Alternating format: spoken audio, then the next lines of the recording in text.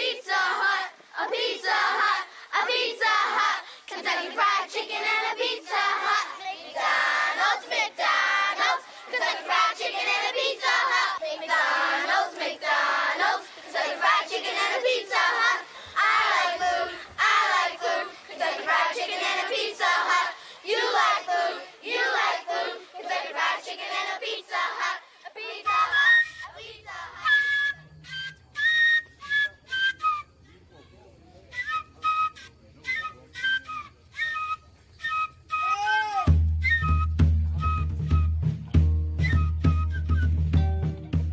Tout est plus gros aux États-Unis. On a les plus grosses voitures, les plus grosses maisons, les plus grosses sociétés, la plus grosse bouffe et enfin les gens les plus gros. L'Amérique est la nation la plus grosse du monde.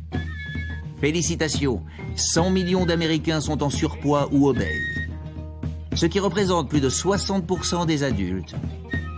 Depuis 1980, le nombre d'obèses a doublé. Il y a 2 fois plus d'enfants et 3 fois plus d'adolescents trop gros. La palme revient au Mississippi où 1 adulte sur 4 est obèse. J'ai grandi en Virginie occidentale, le 3e plus gros État. Ma mère nous a toujours préparé à manger. Je me souviens qu'elle vivait dans sa cuisine. Nous ne mangions dehors qu'en de très rares occasions. Aujourd'hui, pour la plupart des gens, il est devenu très fréquent de manger dehors. Et ils le paient non seulement avec leur argent, mais aussi avec leur tour de taille. L'obésité est la 2e cause de mortalité après la cigarette. 400 000 personnes meurent chaque année de malbouffe. En 2002, des Américains en ont eu assez d'être trop gros et ont fait ce qu'on aime tant faire ici, un procès. Ils ont accusé les fast-foods de les avoir rendus obèses. Un procès s'est tenu à New York, engagé par 2 adolescentes. L'une d'elles avait 14 ans, mesurait 1m47 et pesait 77 kg. L'autre, 19 ans, mesurait 1m67 pour 122 kg. L'impensable devenait réalité. On poursuivait le grand M pour avoir servi de la bouffe connue pour sa nocivité. Chaque jour, un Américain sur 4 mange au fast-food. Cet appétit pour la malbouffe n'existe pas qu'aux États-Unis. Il s'est propagé sur le plan mondial.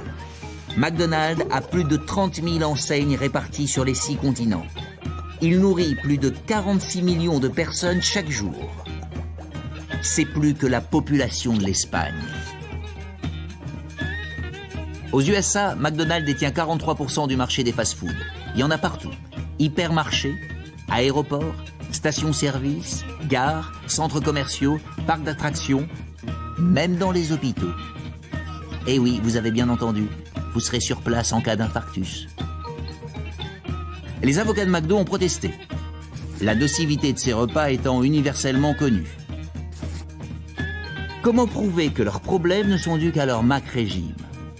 Le juge a déclaré que si les avocats des 2 adolescentes prouvaient que McDo forçait ses clients à 3 visites quotidiennes et que ce régime s'avérait très dangereux, il pourrait remporter le procès.